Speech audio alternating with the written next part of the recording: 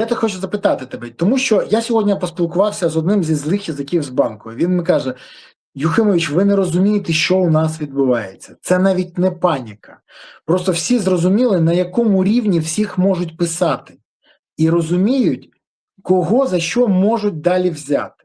Я кажу: ну так треба було не робити. Так ні, тут обговорюють, ви не розумієте. Тому що після того, як Мудра виконала всі команди керівництва і скинули у відбій, як використану карту в грі в дурня. Просто викинули. А звільнили з посади заступниці керівника Офісу президента після обшуків і підозри від НАБУ.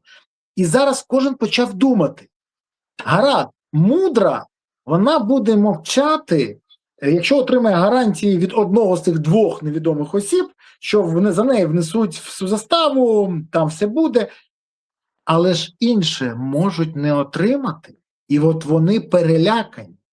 І я кажу: ну а чого лякатися? Тоді треба буде відповідати за скоєні злочини. Схоже, що вперше багато хто зрозумів, що так і придеться. Це найцікавіше. Вони дійсно цього не очікували. Чому я запитую про це? Тому що Ірина Мудра, і тут дуже важливо це звернути увагу, була в Офісі президента куратором по запровадженню санкцій і взаємодією, скажімо так, судовою системою. Ба більше того, я знаю, що вона колись спілкувалася з суддями ЄСПЛ, Європейського суду з прав людини, які мені казали про це, і які казали, що вони шоковані були. Я тобі розповідав цю історію, ти знаєш цю історію, що вони були шоковані тим, ти казав. як вона з ними розмовляла, розповідаючи їм, які вони рішення повинні приймати. Якщо вони нам таке кажуть, а нам президент Франції таке не каже, в якому знаходиться суд, або президент інших країн, то як же вона поводиться з вашими суддями? І тут найцікавіше. Якщо вона була смотрячою за санкціями або комунікаціями з судами, а Власюк, який є офіційною особою в Офісі президента цього питання, був лише дрібним виконавцем, ну так, шостка на підхваті, то Мудра має нести відповідальність і за це. Ми ж добре пам'ятаємо, як її міністром юстиції хотіли зробити. І уявляєш ту ганьбу, якщо б вона стала другим поспіль міністром юстиції Зеленського, який би отримав підозру. Спочатку Галущенка, а потім вона. В мене питання. Ну, це інституційна пам'ять така. Там, так, а судді традиції. А судді хто? Ті, хто накладають санкції, ті, хто їх запроваджують. То хто ж ці люди, які... Тобто вони... Сьогодні та сила, яка ініціює санкції, але проти тих, хто вказує на їх ганьбу, на корупцію, на проблеми, і кому вони особисто мстяться по команді Зеленського. Тобі не здається, що це якийсь треш? Ну, мені здається, що це поведінка раннього Путіна. Тобто ще коли не саджають за слова, але телеканали вже закривають або позбавляють можливості мовити. Коли переслідують людей, тиснуть на тих, хто викриває корупцію і так далі. Я ж кажу, нас от зараз рятує тільки одна річ. Перше. Нам неможливо побудувати авторитаризм чи диктатуру в країні за чужий кошт, особливо якщо це кошти Європейського Союзу. Тому це фінансове питання в даному разі, воно є дуже чутливим. І як би не хотіла сьогодні там нинішня владна команда встановити правила а-ля Білорусь, да? То у них цього не вийде, тому що їм просто ніхто цього не дасть зробити. По-друге, я бачу дійсно в тому людей від того, що відбувається. Розчарування і довіра, вона зараз валиться лавиноподібно. Тобто зараз Зеленський і його команда остаточно позбулися тефлону. І тепер вже на нього дивиться багато хто, навіть тих, хто раніше його підтримував, з нерозумінням і питанням: так, шановні, а що ви там творите? В що конвертували мою довіру? Так? І таких питань стає і ставатиме чим далі більше. Виходом з цього, так, ну, ясна річ, було би оточити себе сильними і професійними, але незалежними особами. Не варіант, як бачимо, тому що Зеленський не може терпіти, коли щось іде не так, як він сказав, коли йому хтось буде казати, що, вибачте, пане президенте, так робити не можна. Ні, у нього слова так не можна в лексиконі його підлеглих не існує.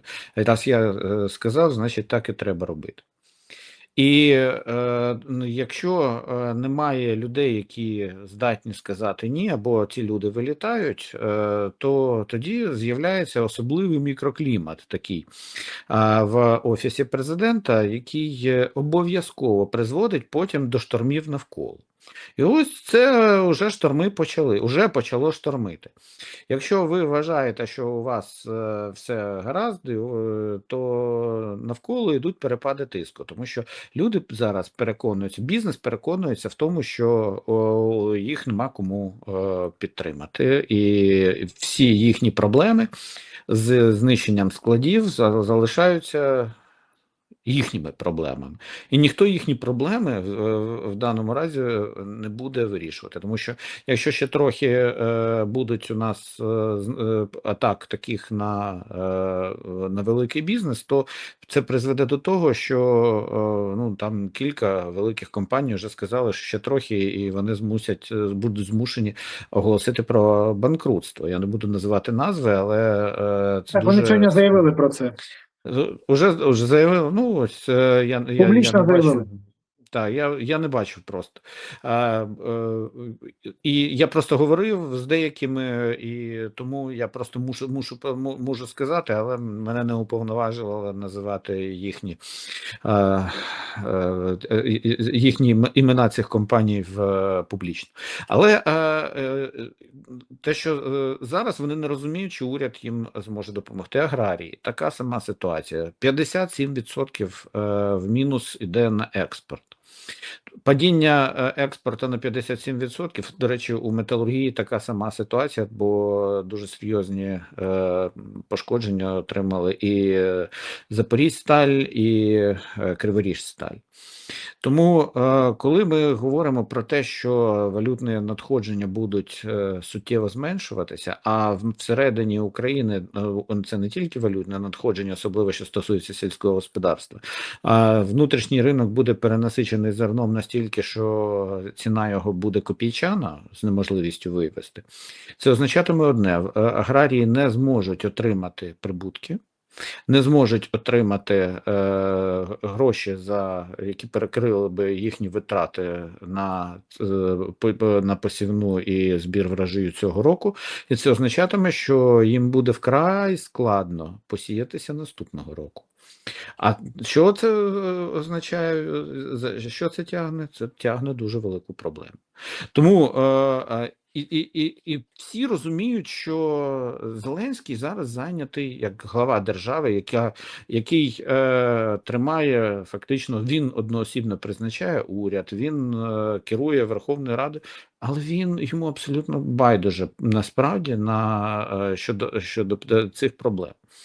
Він зміг зараз домовитися про системи протиповітряної оборони. Раніше що казали? Що тільки завдяки Зеленському у нас є зброя. Ну, у нас є Зеленський, а протиповітряної оборони ракет у нас немає.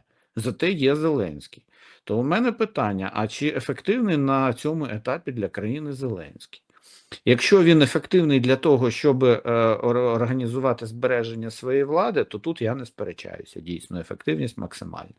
А от для країни, для того, щоб забезпечити всі потреби, ну, я не знаю, як в енергетиці у нас така сама діра, як і минулого року, тому що якщо будуть виводити з ладу зараз великі ТЕЦ знову, то у нас не побудовано маневрової генерації достатньо для того, щоб перекрити оці діри в островах енергетичних, які будуть з'являтися. Тобто у нас буде повторення, дуже ризикуємо, що буде повторення минулорічної зими, якщо не гірше. Так що і всі експерти енергетики кажуть одну річ: зараз спасіння потопельників – це справа рук самих потопельників. Ну, а нащо тоді влада? Ну, логічне питання. Отримувати підозри в корупції. Підозру в корупції отримують після того, як отримують бабла трохи собі на кишені. Так. А потім уже підозру в корупції. Але скільки, я не думаю, що НАБУ було здатно осягнути весь той дерибан і фестиваль цього мішків, вантажте гроші мішками. Да? Я не думаю, що вони були здатні просто фізично перекрити все це. Що зловили, то зловили. Ти пам'ятаєш, вони постійно скаржаться на те, що їм важко те 4 мішки з грошима. У Цукермана, пам'ятаєш, я, мабуть, руки чуть не відірвав, поки тащив ці гроші. Вони постійно скаржаться на те, що вони втомлюються таскати гроші. Треба їх пожаліти. Я вважаю, що їм треба вже на відпочинок. Притому бажано через судові рішення. Але дивись, по-перше, я хочу зробити уточнення. Добре охороняємому санаторії. Да. Так. Твій колега по Верховній Раді Данило Гетманцев, який теж, до речі, присутній на цих плівках Фореста Гампа, де він каже, що кажуть про нього, що хоче він отримати контроль над Сенсбанком. Він каже, ні, не хочу вже, він вже не хоче. Так от він каже, що Нова Пошта, Сільпо, АТБ знаходяться вже на межі припинення роботи в Україні. І інші теж. Тому це вже новина. А з приводу того, що Зеленський, отут я хотів би якраз і поговорити. Дивись, Зеленський дійсно зараз турбується про 3 речі. Як би не відповідати на те, хто такий Вова, для якого будинок в династії, як би не втратити владу, тому що він тоді буде вимушений відповідати на це запитання, і як би ті люди, які його є оточенням, корумпованим оточенням, не почало говорити про те, що відбувається. Тому будуть вносити застави і все інше. Але це точно не покращує ситуацію України. Це гарантовано Україні не дає можливості успішно протистояти ворогу. І це ставить нас на межу виживання. То в мене запитання. Чи не час сказати відверто, що Зеленський має піти у відставку? Це перше. Верховна Рада повинна на підставі цього переобрати нового голову Верховної Ради. Тому що Стефанчук, як посіпака Зеленського, як людина, яка причетна до скоєння злочину, наприклад, обмеження виїзду народних депутатів за кордони України, це є злочином. І воно має підґрунтя. Так само і інші історії, які з ним пов'язані. Він має бути знятий з цієї посади. Верховна Рада повинна призначити нового голову Верховної Ради, створити нову коаліцію і обрати уряд порятунку України. Це може допомогти Україні вилізти з цього корупційного болота, який побудував шоумен і його посіпаки. Слава, вибач. Да. Модель правильна, хід думок правильний. Як примусити Зеленського це зробити? Це про це? Я тобі можу відповісти. Дивись. Питання в тому, що Зеленський не спроможний. Верховна Рада повинна ініціювати свою суб'єктність сама і підтвердити її. Або Верховна Рада це робить, або вона заганяє нас, давай відверто, саме Верховна Рада і дії Зеленського – тотальний, ідеальний політичний шторм. І невідомо, як це станеться. Бо я впевнений, що сьогодні росіяни будуть вкидати величезні гроші те, щоб дестабілізувати Україну. Тому Зеленський повинен, як людина, яка відповідає і яка не впоралася зі своїми обов'язками, піти. І навіть під гарантії недоторканності після цього. Я ще раз кажу, я розумію, про що я кажу, навіть під це. Піти і залишити Україну тим, хто хоче її врятувати. Не той, хто хоче паразитувати і не відповідати на запитання НАБУ і САП, а тим, хто хоче українцям, державникам, які можуть витягнути Україну. В Україні вистачає людей з досвідом, розумінням, як в парламенті, так і поза парламентом, які можуть врятувати. Це завдання Верховної Ради примусити Зеленського зрозуміти свою некомпетентність, своє невігластво і неспроможність врятувати Україну. Він не зможе. Як написала Інна Відєрнікова в статті, Україні і Зеленському далі разом не по дорозі. Ну, написано все правильно, і ти кажеш все правильно, абсолютно. У нас дійсно перезріло вже питання перезавантаження влади.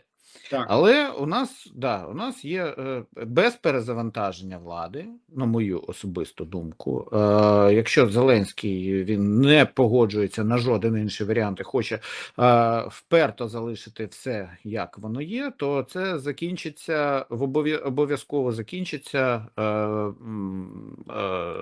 хаосом і підривом довіри, яка настільки, що зупинити це буде дуже важко. Люди просто, мені здається, що у них зірве дах рано чи пізно. І нинішні протести, вони теж частина цієї демонстрації, такий лакмусовий папірець суспільства, що трохи дістало, або не трохи.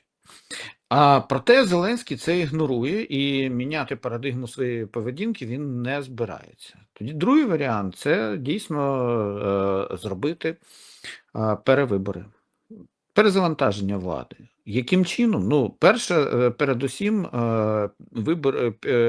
між хаосом і виборами під час війни – це як вибор між катастрофою і дуже погано. Я теж не є прихильником виборів і продовжую залишатися таким, що вибори – це погано, але мені здається, що ми зайшли в вилку, коли сценарій буде або поганий, або ще гірший. Але давай про це поговоримо. Давай про це поговоримо. Але для цього потрібно, Слава, зараз я просто закінчу. Нам потрібно дійсно добитися якось такого виборчого припинення вогню. Найближчим часом, я думаю, що Путін на це абсолютно не піде, але очікувати від Верховної Ради, особливо від монобільшості, якоїсь суб'єктності і того, що вона пішла на ті кроки, на самостійні кроки, я поки не бачу. Є оце повільне бродіння, так як сусло бродить перед самогоном, Отам воно щось булькає, йдуть якісь такі міазми, але насправді я на даний момент просто не бачу можливості того, що вони, особливо депутати монобільшості, будуть брати на себе відповідальність, зрозуміють відповідальність за країну, не для того їх туди набирали. Є там ті, хто розуміють, але більшість з монобільшості, за тавтологію, вона все ж таки залишається на рівні кнопкодавів. Тому тут Верховна Рада поки що я би не розглядав її як частину, яка могла би стати, як фактор, який міг би стати суттєвим. Політичні сили і деякі там особистості в Верховній Раді, там так, але не вся наразі Верховна Рада. Але ось наші партнери, які давно не розуміють, а що ж відбувається, а навіщо відбувається так останні події, і що це за корупційний фестиваль, що ледь не кожного місяця ми маємо новий кейс, то от вони можуть тоді поставити питання, сорі, але здається, треба робити все для того, щоб організувати вибори. Я думаю, що півроку, але як це півроку вижити? Дивись, вчора ввечері Михайло Федоров наробив галасу. Він записав відео, яке всі майже, скажімо, журналісти, топові блогери порівняли з відомою заявою Зеленського перед Новим роком. Воно не звучало «я йду на вибори», але воно вимагання виборів, тому що все погано, влада безвідповідальна, корупція вирує, все інше, ритм, слогани, З точки зору візуального контенту нормально. Але є один момент. Він пропонує вибори. Я не бачу можливості виборів зараз. Зеленський не хоче їх робити і не буде. Це перше. Друге, вибори під час воєнних дій, під час боїв, під час обстрілів. А якщо нам перший тур дадуть зробити, а другий просто не дадуть. Почнуть бити зранку до ночі шахедами, ракетами по містах і селищах. Росія може це зробити. Зірве нам вибори. Це теж варіант. Тому я не дуже вірю в це. Але Федоров зробив заяву. Всі на вибори. От в мене запитання. По-перше, на що він розраховує? Тому що я поки не бачу відверто можливості реалізувати вибори сьогодні в Україні. Але чесно, мені ж особисто вигідно, бо вибори – це програш Зеленського. Програш Зеленського – це зняття з мене санкцій. Автоматично. Це дуже швидко, це миттєво станеться. Ми знаємо, як це відбувається. Тому в мене запитання, яким чином ось те, що я говорив. Перше, яким чином? Друге, чи віриш ти, що наші партнери почнуть тиснути? Тому що перший тиск я вже бачу не в питанні якраз виборів, а в питанні в тому, що Зеленському зараз просто кажуть, або показуй, як ти хочеш досягнути результат, або дай іншим, які можуть досягнути. І це я вже бачу. Бо якраз вибори я не дуже бачу. І я тобі поясню, бо більше того, Урсула фон дер Ляєн, яка заявила, що є проблема з наповненням фонду, який повинен фінансувати Україну на 2027 рік, ти знаєш про це, там є проблеми з наповненням цього фонду. І саме через те, що в багатьох країнах, Німеччина, Франція, Італія, Польща будуть проходити вибори, і опоненти проукраїнських партій будуть їм казати, ви даєте гроші Вові на династію, ви даєте гроші Вові на двушечку на Москву, ви даєте гроші Вові, щоб він заставив вниз за своїх корупціонерів. Це ж вже використовується. Тому Вова заважає Україні. І в мене запитання. Перше, чому Федоров зробив цю заяву? Це перше. Друге, яка реальна можливість зробити ці вибори, я не бачу. Я скоріше бачу варіант з відстороненням Зеленського через донесення до нього розуміння. Це законна історія, що він не спроможний виконувати свої обов'язки. Ще раз, Верховна Рада повинна закликати і партнери. І третє, скажи мені, будь ласка, оце найголовніше. Вся ця історія. Федоров заявив про вибори тільки тоді, коли він зрозумів, що вже втрачає можливість стати міністром оборони. До того моменту його все влаштовувало. Тож є посада, вибори не потрібні, нема посади, вибори потрібні. Що сталося? Ні, я так не думаю. Я думаю, що він готувався саме для того, щоб своїм прихильникам, які виходили на Майдан, дати сигнал про те, що він з розряду технократичних фігур переходить в розряд політичних.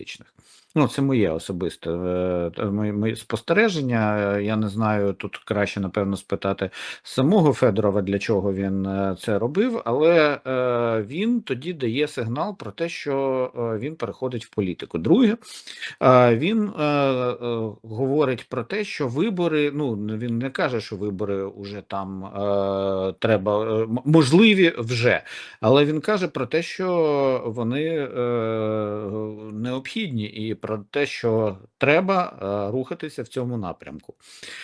Бо, як я вже казав, перезавантаження або хаос, давайте кожен для себе може проголосувати, що краще, або спробувати добитися виборчого припинення вогню через певний час. Зараз це нереально, бо це завжди дивишся в майбутнє тут. Не на тиждень, і не на 2, і не на місяць.